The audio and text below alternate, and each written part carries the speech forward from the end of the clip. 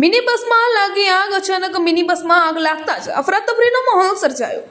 આગની જાણ થતાં જ નડિયાદ ફાયર બ્રિગેડની ટીમ અને એક્સપ્રેસ હાઈવે પેટ્રોલિંગ ટીમ ઘટના સ્થળે પહોંચી. નડિયાદ ફાયર બ્રિગેડની ટીમ દ્વારા બસમાં લાગેલી આગ પર કાબુ મેળવાયો. સુરતથી અમદાવાદ જઈ રહ્યા હતા ત્યારે બન્યો બનાવ.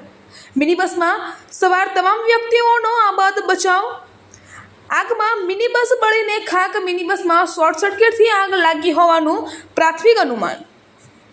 સવારમાં અમે ફાયર સ્ટેશન પર હાજર હતા ત્યારે મેસેજ મળેલો કે લગભગ 9:24 મેસેજ આવેલો કે નડિયાદથી અમદાવાદ તરફ એક્સપ્રેસ વે પર ટેમ્પો ટ્રાવેલ્સ ગાડી છે એમાં આગ લાગેલી છે.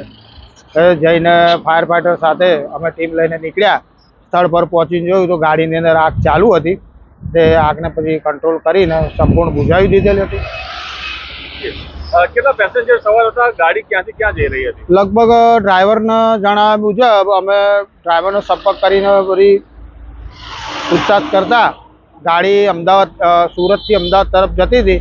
કોઈ સીમંત પ્રસંગ હતો, લગભગ 15 પેસેન્જરો હતા અંદર.